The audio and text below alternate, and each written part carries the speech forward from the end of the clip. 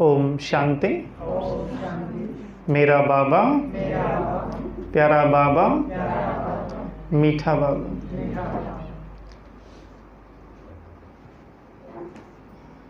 मैं चल रहा था अपनी मस्ती में अकेले, आसपास कोई भी नहीं था। आगे बढ़ रहा हूँ, कुछ गा रहा हूँ, कुछ सुन रहा हूँ। बढ़ते बढ़ते अचानक ऐसा लगा कोई मेरा पीछा कर रहा है, कोई है आसपास जो पीछा कर रहा है। पीछे पलट कर मैंने देखा, कोई दिखाई नहीं दिया। फिर आगे बढ़ा, कुछ दूर चलने के बाद फिर लगा कोई तो है जो पीछे पीछे आ रहा है। दिख नहीं रहा है लेकिन आ रहा है। और मैंने एक आवाज़ लगाई, कौन हो तुम, कौन हो तुम बताओ। वहाँ से आवाज़ आई, मैं हूँ तुम्हारे कर्म। कौन है? मैं हूँ तुम्हारे कर्म। मैंने प्रश्न पूछा, मैंने तो कोई पाप कर्म नहीं किया। फिर कैसे? कर्म ने कहा, हजारों साल से मेरा निर्माण होते चले आ रहा है। तुम्हारे द्वारा हर कर्म, तुम्हारे द्वारा किया गया हर कार्य मेरा निर्माण करता है। और आज मैं इतना विशाल हो चुका हूँ कि तुम्हें स्थूल आँखों से दिखाई नहीं देता। तो मैं हूँ तुम्हारे कर्म। कोई भी व्यक्ति किसी भी समय कर्म से अलग नहीं है। कोई ना कोई कर्म उसके द्वारा हो रहे हैं, कोई ना कोई कर्म। आप बैठे हो तो भी सोच रहे हो, संकल्पों से कर्म हो रहे हैं और निर्माण हो रहा है, कुछ ना कुछ क्रिएट हो रहा है। तो आज हम जिस विषय पे चर्चा करेंगे, जानेंगे, वो है मिस्टर के। कौन है? मिस्टर के। मिस्टर के माना कर्म कहानी। क्या है? कर्म कहानी। हम सभी एक कहानी का निर्माण कर रहे हैं। हर कदम पर चल रहे हैं, हर कदम पर बढ़ रहे हैं और निर्माण कर रहे हैं। किसका? कर्म कहानी का। तो आज हम जानेंगे मिस्टर के की पूरी कहानी, कर्म कहानी। कर्म क्या है और कर्मों की कुछ गति, कुछ सूक्ष्म बातें, उसका सूक्ष्म अध्ययन करेंगे। तो पहले हम मुलाकात करते हैं मिस्टर के की फैमिली से। मिस्टर के की फैमिली से, उसके फैमिली में कितने मेंबर्स हैं, कौन कौन हैं, किस प्रकार वो आगे बढ़ रहा है, कैसे कैसे उसका कार्य व्यवहार चलता है, उसका बिजनेस क्या है, ये सब बातें हम आज जानेंगे अभी। तो मिस्टर के की फैमिली में 3 बेटे हैं उनके। मुख्य कौन है? 3 बेटे। पहला बेटा अकर्म। पहला बेटा कौन सा है? अकर्म। अकर्म। दूसरा बेटा विकर्म।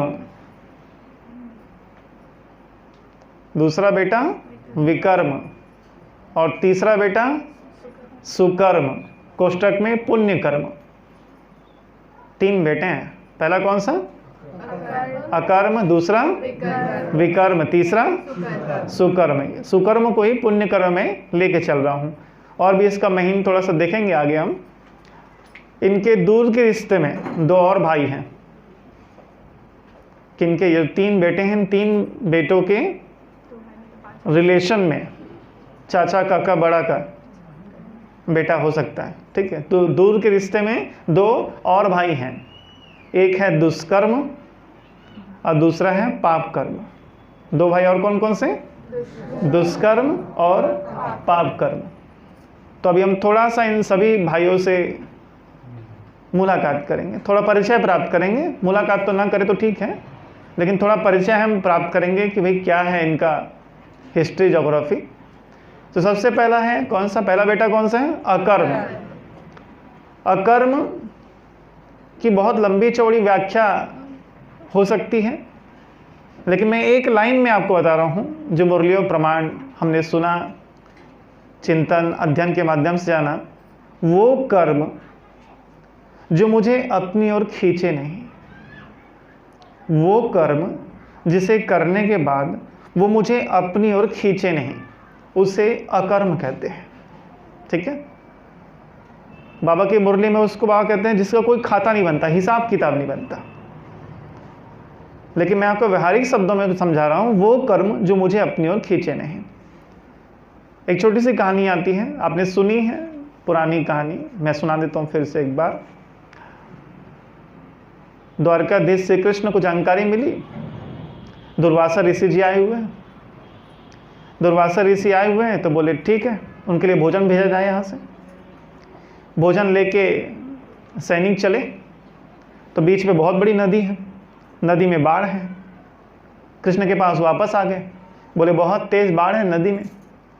कृष्ण ने कहा उस नदी को कह देना, उस नदी को कह देना, अगर 1000 गोपियों के बीच रहकर श्री कृष्ण ब्रह्मचारी है और यह सत्य है तो हे नदी रास्ता दे दे, हे नदी रास्ता दे दे। जा करके पहले सिपाहियों को थोड़ा मनोरंजन लगा, यकीन नहीं हो रहा था ऐसा भी होता है क्या। जा करके उन्होंने कहा और बाढ़ तुरंत नीचे आ गई, पानी नीचे, और सिपाही उस पार दुर्वासा ऋषि के पास गए। 56 भोग दुर्वासा ऋषि ने खाया। खाने के बाद वापस जाना था तो सिपाहियों ने कहा गुरुदेव वापस कैसे जाए? तो बोले जैसे आए थे। तो बोले आए तो अलग टाइप से थे, जाएं कैसे? तो बोले किस टाइप से आए थे? उन्होंने बताया हमने ऐसा ऐसा कहा और नदी ने रास्ता दे दिया। तो बोले अच्छा, अब जाओगे तो नदी के पास जाके कहना 56 भोग खाने के बाद भी अगर ऋषि दुर्वासा ने केवल एक दूबी के पत्ते का स्वाद लिया हो, घास के जैसा लगा हो उसका भोजन, तो रास्ता दे दे। सिपाही लोग गए, उन्होंने कहा अभी तो चाट चाट के प्लेट में खा रहा था, बोलता है दूबी का स्वाद ऐसे कैसे हो जाएगा, पूरा थाली भर खत्म कर दिया। नदी के पास गया और संकल्प किया और नदी तुरंत शांत। कर्म करते कर्म का कोई खिंचाव नहीं। हम यहाँ हैं, आपके साथ हैं, यहाँ से जाएंगे आपकी याद मुझे खींचेगी नहीं। अगर ये स्थिति मेरी बन जाए तो ये कहलाएगा अकर्म। मैंने क्लास कराई और उसकी महिमा की जाए, वो महिमा मुझे सोते समय भी याद आए, नींद फिर जाए, नींद फिर जाए, उसने तो कितना अच्छा महिमा किया, मान लो बुराई कर दे किसी ने, कितनी घटिया क्लास। ये कोई क्लास है मिस्टर के ठीक। अरे सुन के मैं करवटे लूँ रात को, सोऊं नहीं, ठीक है, तो क्या हो जाएगा? तो क्या होगा? वो अकर्म नहीं होगा, वो मुझे डिस्टर्ब कर रहा है ना, मुझे खींच रहा है अपनी ओर। तो वो कर्म जिसे करने के बाद वो मुझे अपनी ओर खींचे नहीं, उसे कहते हैं अकर्म। ये उसका पहला बेटा है। दूसरा, ये संगम पर भी संभव है, केवल सत्युग में नहीं, संगम पर भी संभव है अगर प्रयास किया जा सके। उसका हम कहानी बाद में जानेंगे। दूसरा बेटा है विकर्म। विकर्म की परिभाषा अलग है और दुष्कर्म की परिभाषा अलग है। बाबा की मुरली प्रमाण ध्यान सुन लीजिए। हर वो कर्म, हर वो कार्य जो श्रीमत के खिलाफ है, हर वो कर्म, हर वो कार्य जो श्रीमत के खिलाफ है, चाहे वह छोटा हो या बड़ा। छोटा जैसे भोजन करते समय बात करना, हमें छोटा लगता है ना ये चीज़ें, लेकिन अगर भोजन करते समय मैं शिव बाबा को याद नहीं कर रहा हूँ, बातें कर रहा हूँ, गप्पे मार रहा हूँ, तो वो विकर्म में काउंट होगा। और चाहे वो किसी के ऊपर टोंट कसना हो, बड़ा है वाइट ड्रेस वाले, हम लोग भी पहनते, आज नहीं पहने इसका मतलब ये नहीं कि आप श्रेष्ठ और हम भ्रष्ट हो गए। टोंट कसना, आ रहे हैं 12 बजे, टोंट कसू में, क्या हो जाएगा? विकर्म हो जाएगा। हर वो कर्म छोटा से छोटा, बड़ा से बड़ा जो श्रीमत के अगेंस्ट है, वो सबको बाबा काउंट करता है किसमें? विकर्म में। बाबा ने एक मुरली चलाई, सबसे बड़ा विकर्म किसको याद है? सबसे बड़ा विकर्म बाबा को भूल जाना, बाबा को याद ना करना। यदि आप रात को योग का चार्ट लिखते हो जिसमें 24 घंटे में से 6 घंटे आपका योग का चार्ट है, सीना तान के आपने लिखा, तो लिखो 6 घंटे सुकर्म और 24 में से 6 माइनस कर दो, कितना बचा आपका? 18। ठीक है, 18 घंटे विकर्म, तब पता चलेगा आपको। दोनों लिखो ना, कितना याद किया और कितना भूला, कितना फायदा कितना नुकसान, इसी को बोलते हैं पोता मेल। जब अपना फायदा और घाटा दोनों देखे, तो हर वो कर्म जो श्रीमत के खिलाफ है, यहां तक कि कोई उठ के जाए मैं अगर पलट के देखूं, ठीक है कोई उठ के जाए मैं पलट के देखूं, मेरी ड्यूटी है क्या? नहीं है ना। तो हर वो कर्म जो श्रीमत के अगेंस्ट है, बाबा ने उसको विकर्म के खाते में डाल दिया है। तो उसका दूसरा बेटा है विकर्म, और तीसरा है सुकर्म। सुकर्म, ठीक है। सुकर्म और पुण्य कर्म एक जैसे दिखते हुए भी एक दूसरे से थोड़ा अंतर है, इसलिए मैंने वहाँ उसको कोष्टक में लिखाया था, यहाँ उसको दोनों को थोड़ा माइनर करके आपको अंतर समझा रहा हूँ। सुकर्म आत्मा की उन्नति अर्थ स्वयं की, ठीक है, स्वयं की आत्म उन्नति अर्थ किया गया हर कर्म सुकर्म है। सुबह अमृत बेले उठना, बाबा की याद में भोजन करना, याद में स्नान करना, सब क्या है? टॉपिक कंट्रोल करना, सुकर्म है। तो अपनी आत्म उन्नति अर्थ किया गया हर कर्म, चाहे वो कोई त्याग क्यों ना हो, आपके सुकर्म में काउंट होता है। और पुण्य कर्म इससे थोड़ा सा डिफरेंट है, हल्का सा, एक जैसा है लेकिन थोड़ा सा डिफरेंट है। क्या डिफरेंट है? सर्व आत्माओं के, ठीक है, क्या होगा? सर्व आत्माओं के उन्नति अर्थ किया गया कर्म, किया गया कार्य।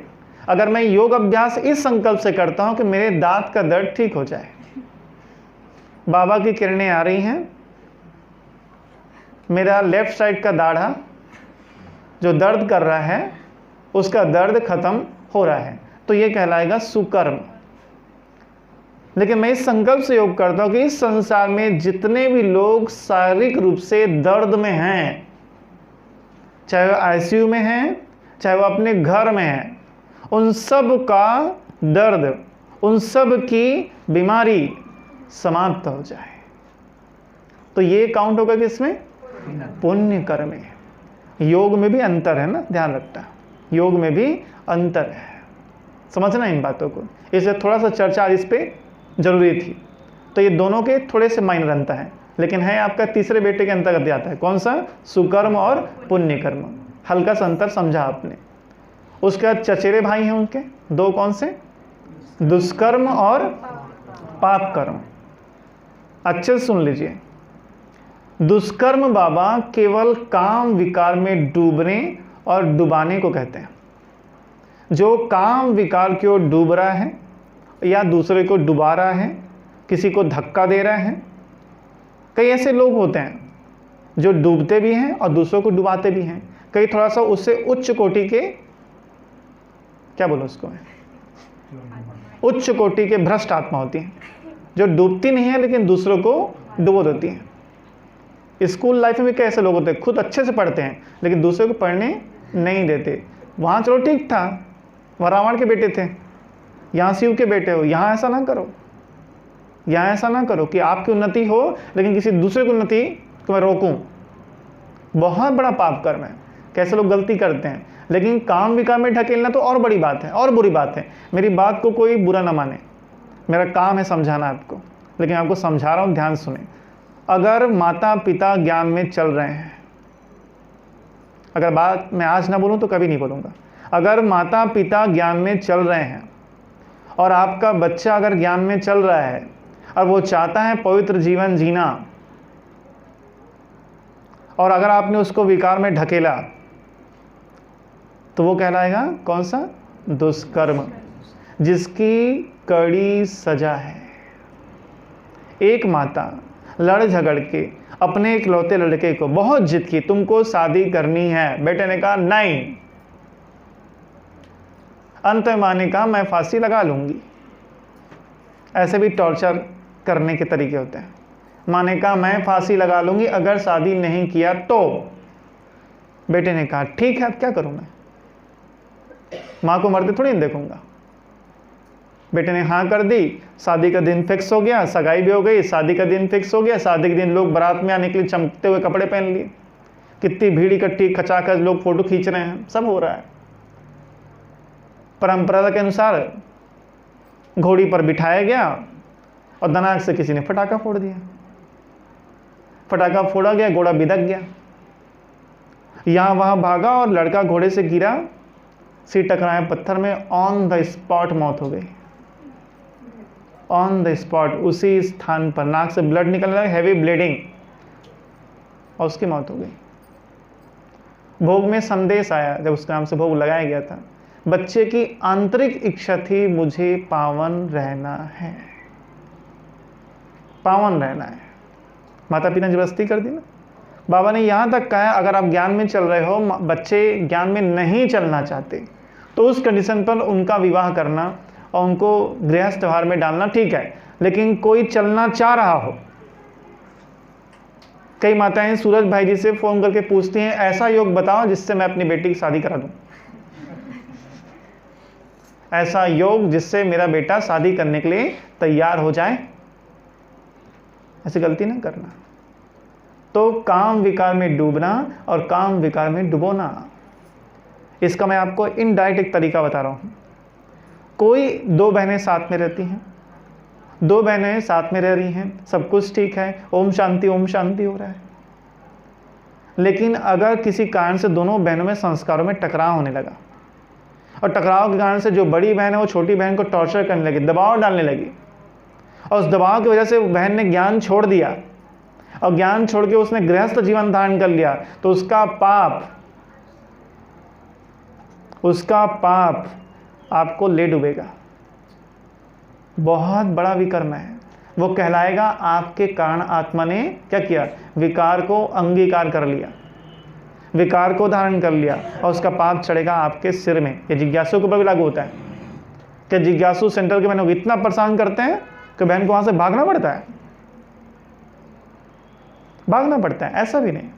इसलिए डायरेक्ट या इनडायरेक्ट किसी भी तरीके से मेरे कारण कोई भी आत्मा अगर विकार में डूबती है,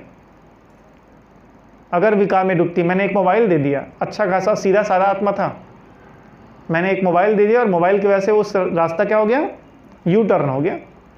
ज्ञान से विज्ञान और विज्ञान से अज्ञान और अज्ञान से शमशान, ऐसा सफर करते करते वो डूब गया बुराइयों में। पाप का सजा आप भोगने के लिए रेडी रहो। बाबा उसको दुष्कर्म में काउंट करेगा, हम इतने जानते थे, ये सूक्ष्म बातें हैं दुष्कर्म की। तो हर वो कर्म जिससे आप विकारों में डूब जाओ, काम विकार में, विकार नहीं, काम विकार में डूब जाओ या काम विकार में डुबो दो, उन कर्मों को बाबा दुष्कर्म में काउंट करते हैं, जिसकी कड़ी सजा गिन गिन के ली जाती है। ध्यान रखना। लास्ट है उसका बेटा कौन सा, चचेरा भाई, पाप कर्म। ठीक है, पाप कर्म की जो परिभाषा है पूरे शास्त्रों में, वही परिभाषा बाबा ने यहां भी मुरली में दिया है। हर वो कर्म, हर वो कार्य जिससे किसी की रातों की नींद खत्म हो जाए, जिससे किसी का दिल दुख जाए। एक ब्रह्मा भोजन है, उसके पति ने सेंटर में ब्रह्मा भोजन कराया है, पत्नी ज्ञान में नहीं चलती, वो आज आई है। उसने कहा एक दूसरी माता जी से जो परोस रही थी, लाओ ना बहन जी मैं भी परोस दूं। माता जी ने कहा तुम मत परोसो, तुम पतित हो, तुम मत परोसो, तुम पतित हो। क्या हो गया, क्या हो गया? सामने वाली आत्मा का दिल कितना दुखेगा, कितनी उसको तकलीफ पहुंच गई, उस तकलीफ की भरपाई आपको करनी पड़ेगी। यदि आपके किसी भी कार्य से किसी भी आत्मा का दिल दुख गया, उसको दुख पहुंच गया, तो बाबा उसको पाप में काउंट करते हैं, पाप कर्म में काउंट करते हैं। आपने ऐसा कोई विकर्म नहीं किया, आपकी दृष्टि भी इतनी गंदी नहीं है, लेकिन कल बाबा ने मुरली में एक बहुत सुंदर शब्द से नवाजा था आपको। कौन शब्द था?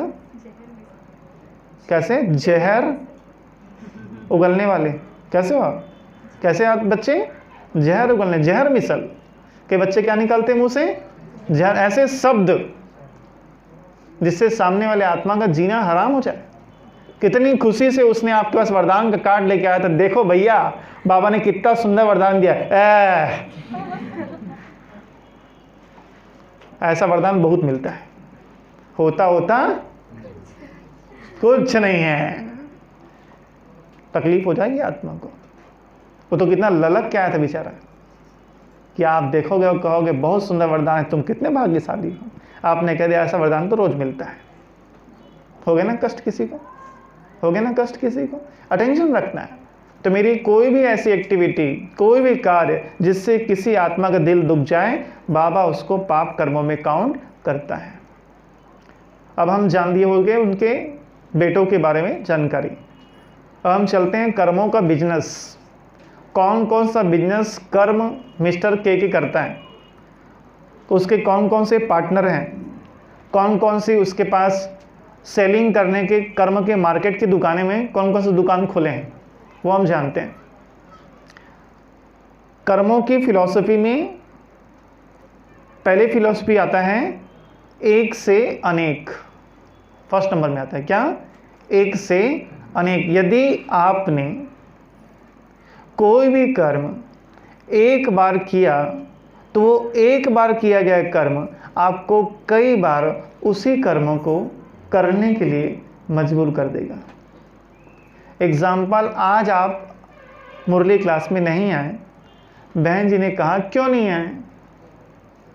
कारण ये था रात को पिक्चर देखे थे, जोरदार था तो लंबा देख लिए। सोचे थे 10 बजे सो जाएंगे, लेकिन 10 बजे तो पिक्चर चालू हुई थी मोबाइल में, टीवी में नहीं।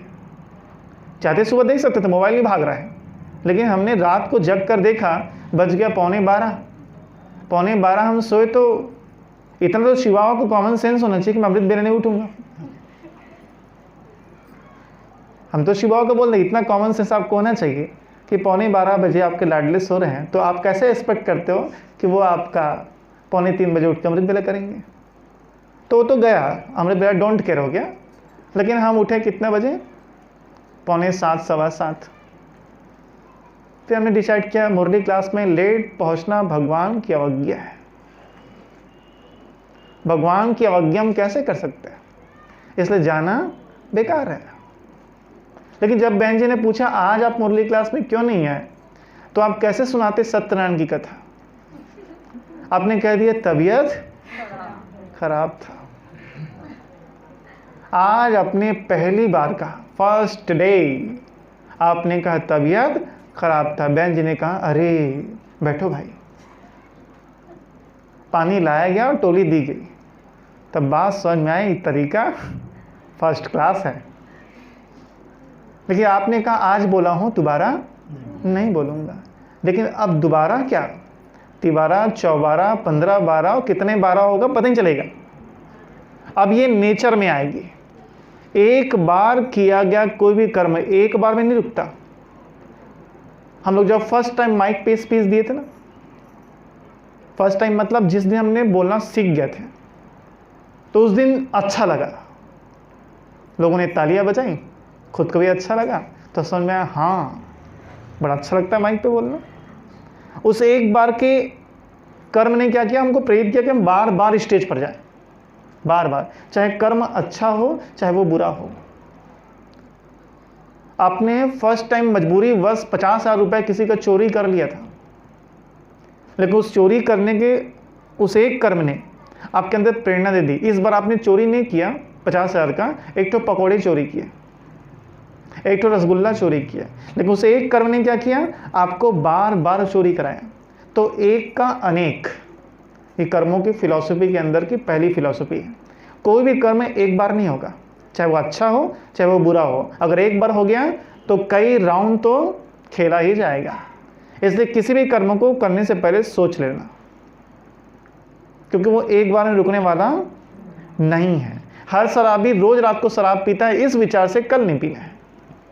आज आखिरी बोतल है, आज ये बोतल आखिरी है, कल से नहीं पिया जाएगा। लेकिन वो कल कभी नहीं आता, रोज पीता है। तो पहली फिलॉसफी एक से अनेक। दूसरी फिलॉसफी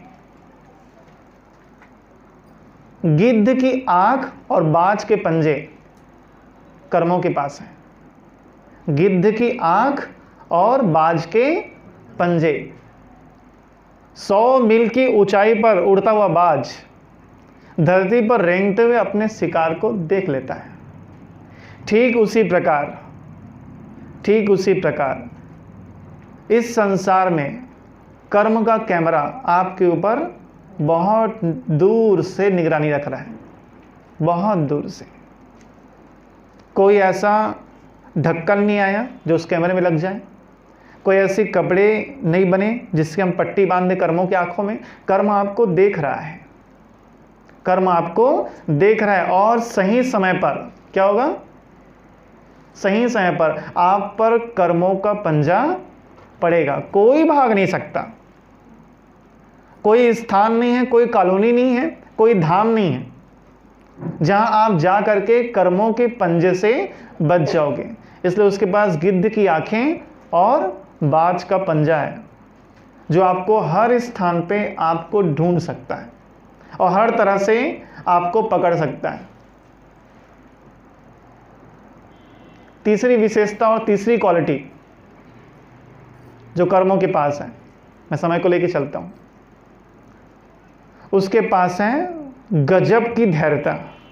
कर्म के पास क्या है? गजब की धैर्यता। आपने जो कर्म किया है, कर्म दूसरे कर्म का इंतजार करता है। कई लोग बोलते हैं ऐसा कि जब कोई बच्चा ज्ञान छोड़ देता है उसके बाद भी वो खूब उन्नति करता है। देखो उल्टा होना चाहिए ना, जब भगवान को छोड़ दिया तो उन्नति नहीं होनी चाहिए, लेकिन वो खूब उन्नति कर रहा है, खूब पैसा कमा रहा है, खूब बंगला बना रहा है, और हम बाबा के बच्चे पराठा खा रहे हैं। हमारी नहीं होती उन्नति। वो ज्ञान छोड़ दिया तो खूब आगे बढ़ रहा है। वो पाप कर्म करता है, खूब आगे बढ़ता है। जो ज्ञान नहीं चल रहा है वो भी, हम बोलते हैं नेकी करो दरिया में डालो, लेकिन जो पाप कर्म करते हैं वो तो बहुत खुश रहते हैं। आप ध्यान से समझ लीजिए, अच्छे से ध्यान समझिए इस बात को। यदि किसी व्यक्ति के पाप कर्म, ठीक है, यदि किसी व्यक्ति के पाप कर्म कम है और उससे ज़्यादा उसके पास पुण्यों का खाता है, पुण्यों का खाता है, या मैं ये कह दूँ पिछले जन्म में उसके पुण्य खाते बहुत ज़्यादा हैं, तो इस जन्म में जब तक उसके पुण्यों का खाता खत्म ना हो जाए तब तक इस जन्म के किया गया कोई भी पाप कर्म उसको दुख नहीं दे सकता, उसको दुख नहीं दे सकता। लेकिन वो इंतजार करेगा। अगर 40 साल बाद आपके पुण्य कर्म खत्म होंगे तो 41वें साल में, 41वें बर्थडे में आपको वो कर्म पकड़ेगा, वो कर्म पकड़ेगा और आपको आपके पाप कर्म की सजा आपको मिलेगी। पेशेंस है उसके पास, वो घबराता नहीं है। कई बाबा के बच्चे शिवाओं के पास बैठ के रोते हैं, कहते हैं जिसने मुझे दुख दिया बाबा उसको अब भी दुख दे, उसका अब भी नुकसान होना चाहिए। जिसने मेरे लिए बुरा किया है उसकी गाड़ी अभी पलट जानी चाहिए। लेकिन गाड़ी अभी नहीं पलटेगी, गाड़ी अभी नहीं पलटेगी। कब पलटेगी? जब उसका समय आएगा। तो कर्मों के पास धैर्यता है, गजब की धैर्यता। वो बहुत साल तक प्रतीक्षा कर सकता है, हो सकता है कई जन्म तक प्रतीक्षा करे, लेकिन छोड़ेगा नहीं। चौथी विशेषता, कर्म को नहीं काटते। ध्यान रखना, कर्म को नहीं काटते। कॉमा लगा के लिखना। लेकिन सहयोग जरूर करते हैं, लेकिन सहयोग जरूर करते हैं। अटेंशन समझ लो, ट्रेन की 2 पटरी है ना, वो 2 पटरी एक साथ होते भी एक साथ नहीं है। ट्रेन चल रही है तो एक ट्रेन कर्म की, विकर्म की, उसकी दिशा दूसरी है। एक ट्रेन सत्कर्म की, उसकी दिशा दूसरी है। अगर मैंने एक पाप कर्म किया है और 10 पुण्य कर्म कर लिए, तो 10 पुण्य कर्म मिलकर भी मेरे एक पाप कर्म को नष्ट नहीं कर सकते। इसे बाबा बोलते हैं योग के अलावा, बाबा को याद के अलावा दूसरा कोई रास्ता नहीं है विकर्मों को विनाश करने के लिए। तो यदि मैंने बहुत पुण्य कर्म किया है, लेकिन बहुत पुण्य कर्म करने के बाद भी 5 पाप कर्म है, वो 5 पाप कर्म की सजा आपको भोगनी पड़ेगी। लेकिन कर्म का सहयोग जरूर करते हैं। यदि आपके पुण्य कर्मों की मात्रा बहुत ज़्यादा है, तो जब पाप कर्मों की सजा आपको मिलेगी तो उस सजा की तकलीफें कम हो जाएंगी। फॉर एग्जाम्पल, जेल में एक नियम लागू है। यदि कोई कैदी किसी कारणवश क्राइम करके अंदर चला गया, लेकिन जेल के अंदर उसके मैनर्स अच्छे हैं, वो अच्छा बर्ताव करता है, तो उसकी सज़ा कम हो जाती है।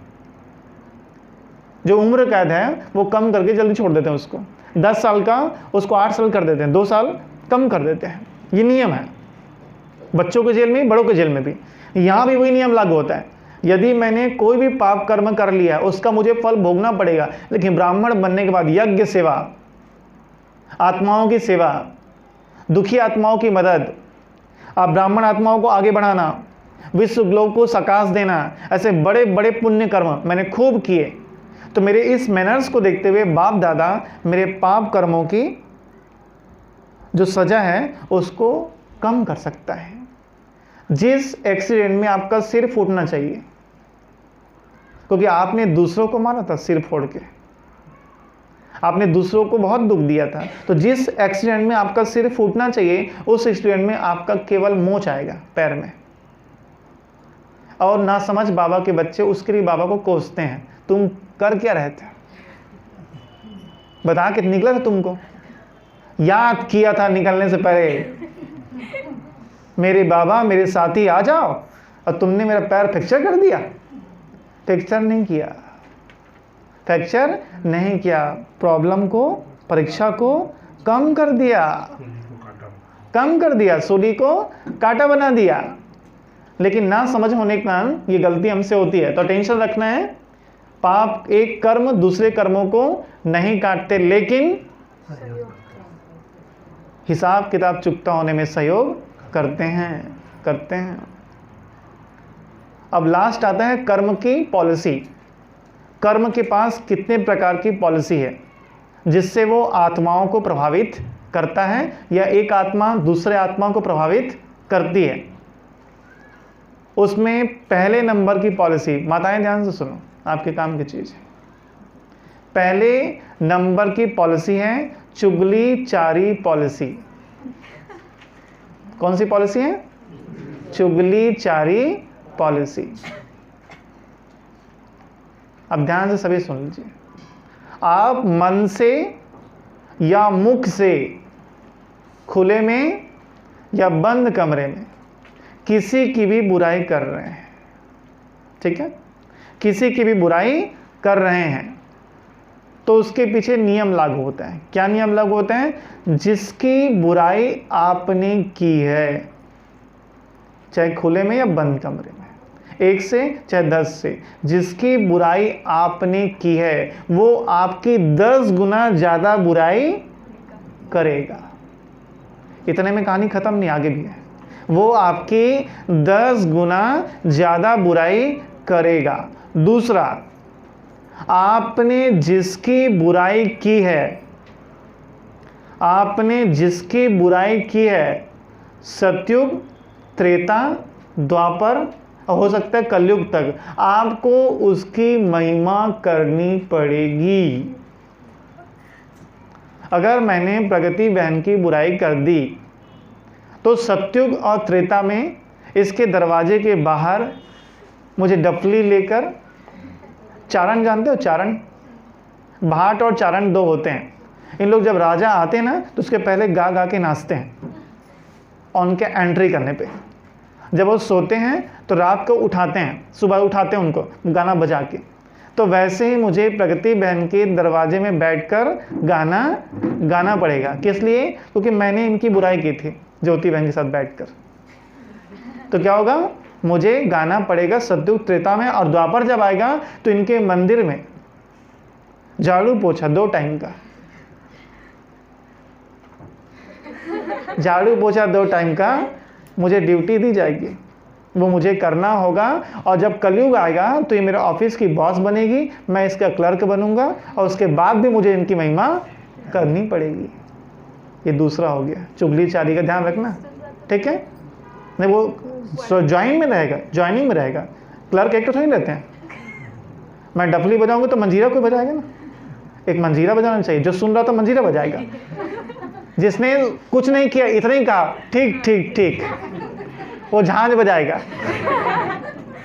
पूरे घर में पूरे एक साथ बैठ के पूरा बुराई करना, तो कीर्तन मंडली, प्रभात फेरी, प्रभात फेरी वही निकालेंगे, पूरी फैमिली सब है जाए, डफली चोंगा ये सब लेके, उनका काम रहेगा। मिल के किए थे सामूहिक में मिल के।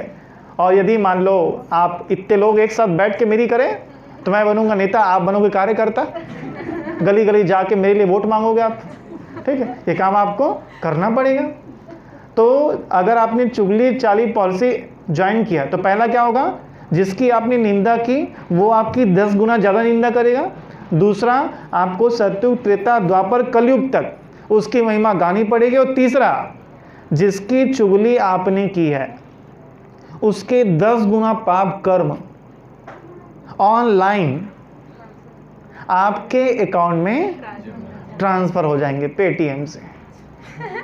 समझे क्या हो जाएगा? पेटीएम से बिना बताए चुपचाप उनके अकाउंट से निकल के आपके अकाउंट में फ्लश हो जाएंगे। यदि कोई व्यक्ति आपकी निंदा करे और आपको ये जानकारी कोई दे दे, बोलना मजा आ गया, दिल गार्डन गार्डन हो गया। क्यों? योग तो लग नहीं रहा था, योग तो लग नहीं रहा था, कम से कम कुछ तो पाप कर्म गया। उसको बोलना रोज सुबह शाम 2 टाइम कर दिया करे। आपको निश्चित, मजाक नहीं, बी सीरियस। जितने लोग आपकी जगहसाई करते हैं, जो आपका मजाक उड़ा रहे हैं, वो सब आपके पाप कर्मों के हिस्सेदार बन जाते हैं और आपका अकाउंट पाप कर्मों से खाली हो जाता है, पाप कर्मों से खाली हो जाता है। ध्यान रखना अच्छी तरह से। तो चुगली चारी पॉलिसी, एक पॉलिसी कर्म के पास है। दूसरी पॉलिसी जो जाननी चाहिए, बहुत अच्छी पॉलिसी है, ये तो नेगेटिव था, अब जो बता रहे हैं पॉजिटिव पॉलिसी है, वो है समर्पण पॉलिसी। कौन सी पॉलिसी? समर्पण पॉलिसी। ध्यान सुन लो, यूज करना है इसको। समर्पण पॉलिसी क्या होती है?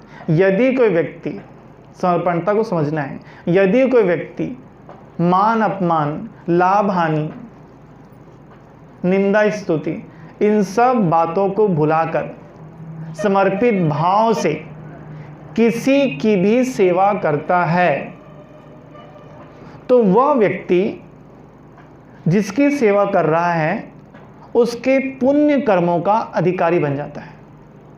मान लो मेरे पास 100 पुण्य कर्म हैं।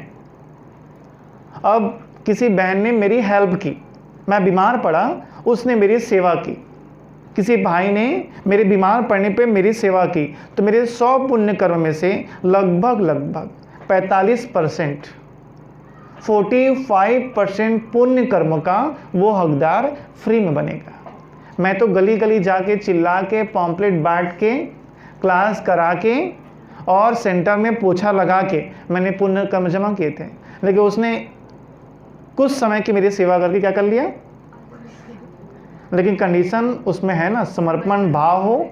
समर्पण भाव माना यदि मैं उसके साथ खराब व्यवहार भी कर दूं, उसके मन में संकल्प न चले, मान अपमान इन सब चीज़ों को छोड़ के, फ़ायदा नुकसान छोड़ के, ये नहीं तबीयत ठीक होगा तब गिनूंगा पैसा मैं इससे, उस संकल्प से नहीं, इन सब को त्याग कर अगर किया गया हो तो वो व्यक्ति मेरे पुण्य कर्मों का अधिकारी बन जाता है। इसी सिद्धांत के अंतर्गत जितने भी दादियों की ब्राह्मणी हैं,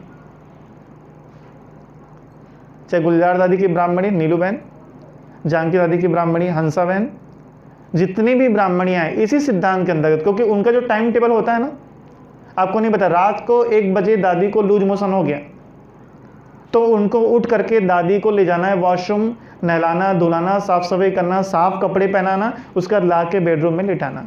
उनका अमृत बेला, मुरली क्लास, खुद का पुरुषार्थ, टॉपिक कंट्रोल, ये सब चीज़ें थोड़ा सा अपना व्यक्तिगत पुरुषार्थ नहीं होता है। उनको 24 आवर्स दादी के लिए खड़ा रहना पड़ता है। अगर दादी की तबीयत खराब होगी तो मुरली क्लास से उठ के आके छोड़ के उनको दादी की सेवा में लगनी पड़ेगी, समर्पण भाव से। और इस भाव से उन्होंने सेवा कर ली तो दादी के लगभग 25%, 45%, 60% पुण्य कर्मों के हकदार बन जाते हैं। एक चीज़ आप ध्यान रखो, आपको कंफ्यूजन ना हो, डरना नहीं आप। जिसके पुण्य कर्मों के हकदार बनते हैं उनके 100% उनके पास ही रहते हैं, ये उनको एक्स्ट्रा मिलता है, ध्यान रखना। कोई आपको पानी दे तो नहीं नहीं मैं नहीं लूँगी, क्यों? तो मेरा पुण्य कर्म ले लोगे, ऐसे डरने की जरूरत नहीं है। आपके 100 आपके पास रहेंगे, एक्स्ट्रा 45% उनको मिलता है, ये जान लेना। दादी के 100 उनके पास रहेंगे, एक्स्ट्रा 45 उनको मिलता है। तो समर्पण भाव। अब आप ध्यान सुन लेना, यदि यही समर्पण भाव शिव बाबा के प्रति हो जाए, यदि यही समर्पण भाव शिव बाबा के प्रति हो जाए, शिव बाबा के पास कितना पुण्य कर्म है? अगर 5% भी आपका समर्पण भाव हो गया ना तो संगम पर आपका बेड़ा पार हो जाएगा। आपको इतना वर्षा मिलेगा, उतने का ही 5%। जितनी भी बहनें हैं सेंटर पे जो रहती हैं वो समर्पण भाव के कारण चल रहे हैं। किसी भी बहन को ये नहीं पता अप्रैल के महीने में राशन कहाँ से आएगा, तनख्वाह फिक्स है क्या? कभी पूछा है बहन जी से आपकी मंथली तनख्वाह कितनी है? एरियस मिलता है, बोनस मिलता है, TADA, HRA? कभी पूछा बहन जी से? पूछना आज, मिलता है उनको? नहीं मिलता है। लेकिन कैसे भाई, ब्रह्मा भोजन ने बुलाया, आप आते नहीं, कैसे नहीं अभी तक के? आप लोग लिए बनाए हैं, खा नहीं रहे हो, लेके जाओ। बहन जी चिंता क्यों नहीं करती कि मैं इनको दे रही हूँ, मैं क्या खाऊंगी, अगले महीने राशन कैसे चलेगा? एक टीपा तेल तो गया ब्रह्मा भोजन में, अगला टीपा कहाँ से आएगा पता है क्या उनको? नहीं पता। समर्पण भाव, उस समर्पण भाव के कारण भगवान अपने किसी बच्चे को भूखा नहीं रखता और सेंटर संपन्न से संपन्न होते आता है। समर्पण भाव। आप भी समांग की प्रैक्टिस कर लो, हमने बीच में इस पार्क में दिया था। मैं शिव बाबा की ब्राह्मणी हूँ। कौन हूँ मैं शिव बाबा की ब्राह्मणी। ब्राह्मणी माना सेक्रेटरी, ठीक है। शिव बाबा की सेवा जतन करना किसका काम है? मेरा। योग में नहीं, सूक्ष्म में नहीं, इधर स्थूल। अगर आप सेंटर आए देख लो संगल में थोड़ा सा गंदगी है, साफ करो। सेंटर में कुछ भी आपको दिख रहा है, सेवा करो, स्थूल सेवा। ऐसे वतन में जाके बस यहाँ भी करना है, नीचे भी करना है। बाबा को भोग लगाए बिना तुम खा कैसे सकते हो? तुम तो शिवाओं की ब्राह्मणी हो ना। स्थूल में प्रैक्टिकल निभाओ। अगर समर्पण भाव आ गया, प्राप्तियां बहुत ज़्यादा है। लास्ट पॉलिसी जो है योगी कर्म। योगी कर्म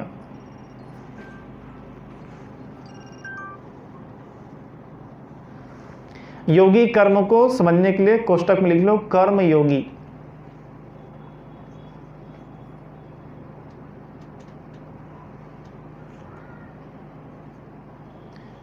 कर्म योग को मैं थोड़ा सा अलग शब्दों में आपके सामने रख रहा हूँ। कर्म योग की एक फिलॉसफी हमको पता है, हर कर्म करते हुए शिव बाबा को याद करना। ये क्या है? कर्म योग है। अच्छा है। अब मैं इसको दूसरे राउंड वे पे लेके बता रहा हूँ। बहुजन हिताय और बहुजन सुखाय, ठीक है। इस मॉरल को लेकर चलना। मेरा हर कर्म दूसरों को सुख दे। मेरा हर कर्म दूसरों को सुख दे। बाबा के मुरली प्रमाण में आपको बता दूं, बाबा को याद करना या बाबा की श्रीमत को याद करके कर्म करना, दोनों को कर्मयोग कहते हैं। मुझे शिव बाबा तो याद है, लेकिन शिव बाबा की याद में मैंने दूसरे का चप्पल पहन के निकल लिया ऐसे करके। बाबा सर योग युक्त होते हुए चप्पल किसी और के चप्पल में घुसाया पैर, और एक चप्पल दूसरे का, एक चप्पल दूसरे का, और चलते बढ़ा। तो बाबा की याद तो हुआ, लेकिन क्या हो गया? दो लोग आप तो एक एक चप्पल पहन लिए, वो बेचारे नहीं पहन सकते। 2 लोग परेशान हैं, आपका 2 चप्पल वहाँ, उनका एक एक चप्पल गायब है, एक चप्पल पहन के कैसे जाएंगे घर? रास्ते में लोग पागल समझ के पत्थर मारेंगे। तो बहुजन हिताय बहुजन सुखाय हुआ क्या? तो अगर मैं ऐसे बाबा करके आंखें बंद करके नहीं चलता, लेकिन ये ध्यान रखता हूँ कि मेरे द्वारा किसी भी को भी कष्ट ना हो। गाड़ी भी हम खड़े करते हैं तो ध्यान रखते हैं दूसरी गाड़ी निकल जाए, ऐसा नहीं जाने दे हमको कहता है, हम अपना लगा देते हैं, हमारे निकलने के बाद वो निकल जाएगा। नहीं, हर कर्म अगर मेरे द्वारा दूसरों को सुख मिल रहा है तो बाबा उसको कर्म योगी में काउंट करता है। इसलिए मैंने योगी कर्म बोला। दैवी गुणों से युक्त कर्मों को क्या बोलते हैं? योगी कर्म बोलते हैं। और इसकी जो मैसेज है सीधा शिव बाबा के पास पहुंचता है। शिव बाबा का काम है संगम पर आकर हर आत्माओं को सुख देना। काम क्या है शिव बाबा का? संगम पर आकर हर आत्मा को सुख देना। और आप भी यही काम कर रहे हो, तो आपका और शिव बाबा का बिजनेस एक हो गया। क्या हो गया? आपका और शिव बाबा का बिजनेस एक हो गया। तो बाबा से ऐसे बच्चों को बहुत प्राप्तियां होती हैं और ऐसी आत्माएं ही कर्मातीत होती हैं। क्या होती हैं? कर्मातीत, जिनके हर कर्म से हर आत्माओं को सुख मिलने लगे। उस आत्मा का कर्म योगी कर्मातीत स्टेज को पहुंचना बहुत आसान है। चाहे वो बैठकर योग ज़्यादा ना करता हो, चाहे उसको ज्ञान की बहुत ज़्यादा जानकारी ना हो, और बहुत बार मधुबन ना गया हो, लेकिन उसके कर्म क्या हैं? सुख देने वाले हैं। तो उस आत्मा का कर्मातीत बनना निश्चित हो जाता है। तो यदि मुझे कर्मातीत बनना है तो मुझे इस बात का खास ध्यान रखना है। क्या? मेरे द्वारा, मेरे कर्मों से, मेरे व्यवहार से, मेरे बातों से, मेरे विचार से, मेरे सिद्धांतों से हर आत्मा को सुख मिले। ठीक है, तो आज के लिए फिलहाल इतना ही। आज हमने जाना मिस्टर केके की कुछ जानकारी, और अभी कभी नेक्स्ट सेशन लेंगे तो आपको इनसे और कुछ परिचय कराएंगे। फिलहाल अगर इन सब चीज़ों को जानते हुए अपने जीवन को हम चलाते हैं तो 84 जन्मों का सुख मिलना निश्चित हो जाता है। तो हम सभी अपने एक एक कर्मों पर अटेंशन रखते हुए एक धुन बनाकर चलें। कौन सी? कर्मातीत, कर्मातीत और कर्मातीत। ठीक है, ओम शांति।